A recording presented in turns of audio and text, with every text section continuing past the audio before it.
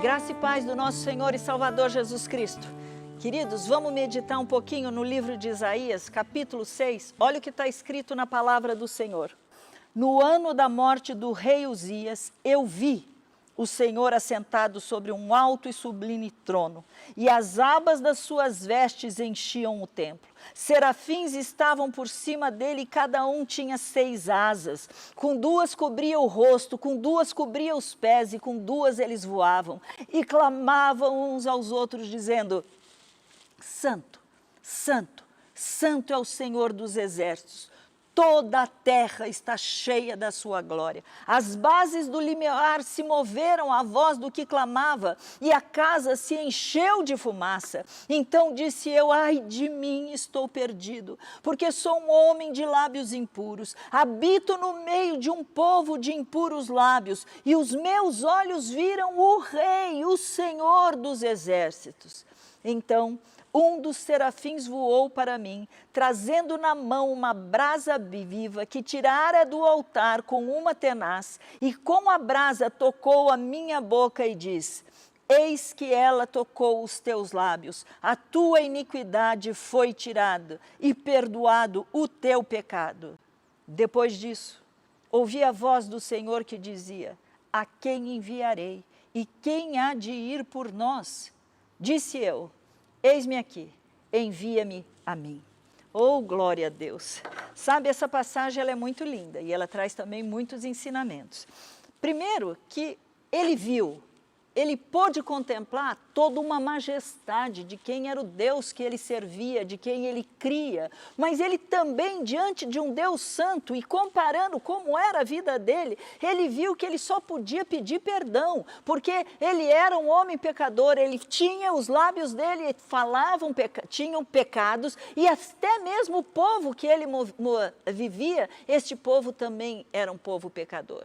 E por ele confessar: ai de mim, porque eu sou pecador, e meus lábios falam pecado, e todo o povo que mora, enquanto ele está fazendo isso, Deus envia um serafim que com uma brasa toca nos lábios: teu pecado foi perdoado. Ele confessou: teu pecado foi perdoado. Você sabe que aqui nós já temos um ensinamento muito grande, né? Que quando eu e você confessamos o nosso pecado arrependido, não é simplesmente falar: Senhor, perdoa a minha multidão de pecados, ou então: Senhor, me perdoa, fiz errado. Você tem que falar: nossa, eu errei mesmo, eu pisei na bola, eu fui contra o que Deus queria, que Deus me ensinou, a palavra de Deus. Nós temos que confessar o nosso pecado, e aí, em função do posicionamento que você tem diante deste Deus santo, né, vem aquele serafim, toca nos lábios e ele é purificado.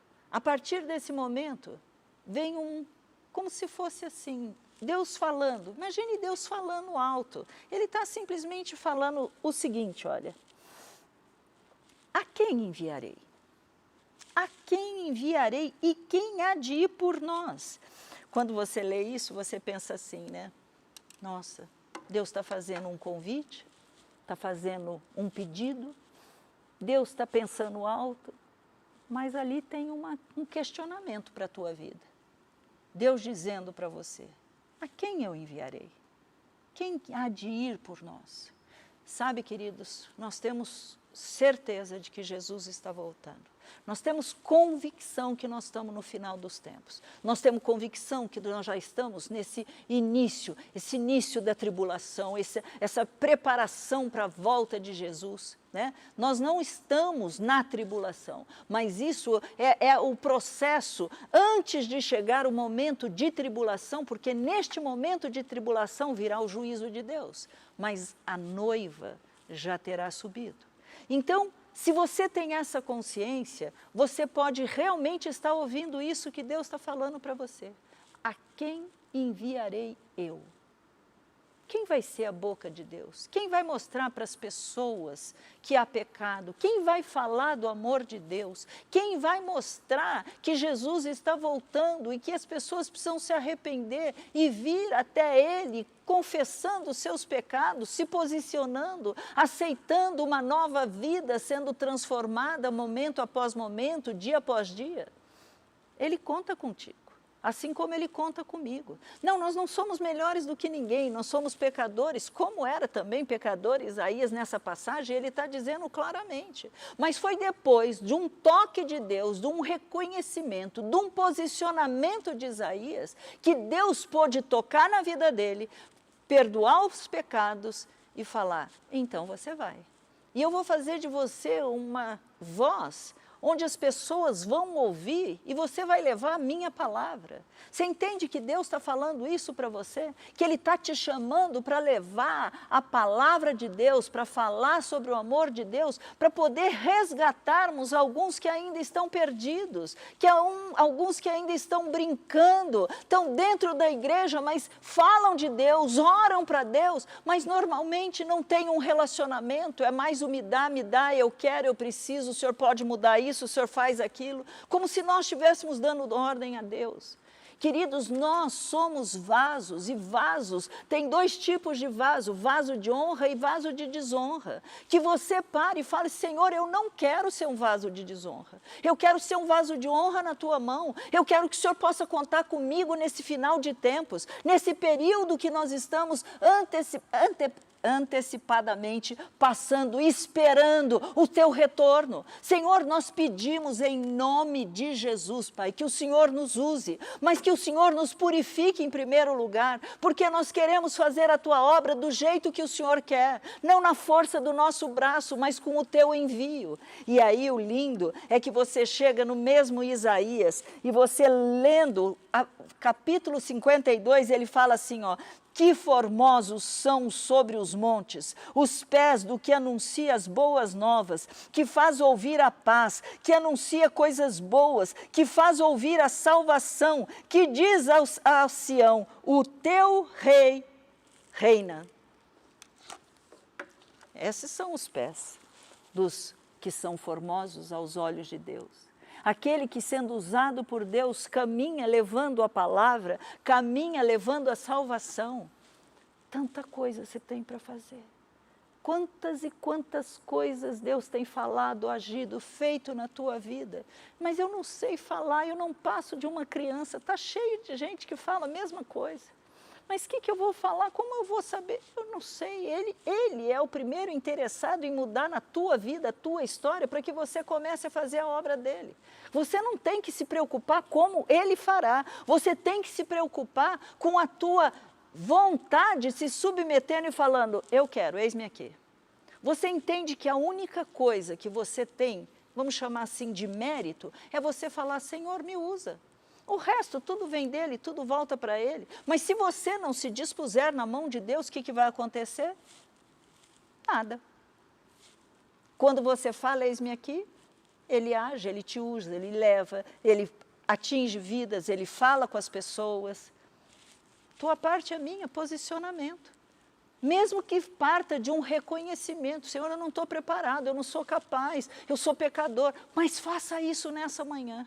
Tá bom, Senhor, então, o Senhor sabe como eu sou. Claro que Ele sabe, antes da palavra te chegar na boca, Ele já conhece tudo. Antes de você pensar, Ele já sabe, querido, a tua vida, por Ele ser onisciente, onipotente, onipresente, Ele já está com tudo aquilo escrito, está lá no livro da tua vida, já foi escrito. Mas você precisa dizer, eis-me aqui, eu quero ser usado. Parta do princípio que falando isso, você se posicionou e pedindo, Senhor, me perdoa. Não, em mim não há capacidade alguma, mas pode contar comigo. Vamos orar? Pai amado e querido, cada um que ouviu essa palavra nesta manhã, Senhor, em nós, o Senhor sabe, está dizendo isso, a tua palavra diz, em nós, em mim, não há bem algum. Nós não temos nada, Senhor, para oferecer para o Senhor, a não ser o nosso livre-arbítrio. E o nosso livre-arbítrio, a gente quer dizer, seja feita a tua vontade. Eis-me aqui. O que o Senhor quer fazer comigo, através de mim e por mim? É claro que tem que ser Deus atuando primeiro em você, para que depois você possa atuar nos outros. E tudo isso Ele faz justamente te usando através daquele que é o processo dele para a tua vida. Que com certeza vai ser diferente do que Ele está fazendo, do que Ele age na minha vida. Mas nós não temos que nos comparar. Comparação é diabólico, mas nós precisamos crer. Pai, eu oro, nós precisamos crer que o Senhor é capaz de transformar a história de cada um de nós, que o Senhor pode retirar de nós aquilo que não te agrada, que o Senhor pode fazer em nós todas as mudanças necessárias para que a gente seja usado pelo Senhor. Ser usado não é ser manipulado, é fazer parte, é ser cooperador, ser dispenseiro, ser embaixador. É isso que a tua palavra diz. Que cada pessoa que nos ouve, Pai, que possa entender que há um plano, há um projeto para cada ser humano. Não existe ninguém melhor, maior, pior, não existe isso, Senhor. O que existe é a nossa liberdade de falar: eis-me aqui, usa-me para louvor da tua glória. Pai, em nome de Jesus. Não, eu sei que o Senhor não leva em conta a idade, eu sei que o Senhor usa crianças, usa jovens, velhos, maduros, não importa. Nós só precisamos dizer para o Senhor: eis-me aqui, usa-me para louvor da tua glória, em nome de Jesus. Queridos, medite bem sobre isso. Você pode ser uma figura, ter um papel principal, chave. Você vai falar: por quê? Porque Deus vai fazer grandes coisas? Eu não sei, mas tudo que Ele faz na tua vida vai ser importante, porque você vai estar no centro. Você tem que viver a tua história, cada um tem que viver a sua história. E nós precisamos entender que esta história é modificada, ela é transformada e ela é constantemente auxiliada, porque o Espírito Santo que habita em você e habita em mim nos conduz a toda a verdade. O que precisar ser feito, retirado, transformado, Ele sabe como agir. Confia nele, mas continue dizendo: pode me usar, Pai. Eu estou aqui, pode me usar, Pai. Conta comigo. Fique na paz do nosso Senhor Jesus Cristo e que esse dia seja tão gostoso, porque você vai sentir Ele bem pertinho ao teu lado. Em nome de Jesus. Você pode acompanhar todo o nosso conteúdo no Instagram, no YouTube e no Facebook. Deus te abençoe.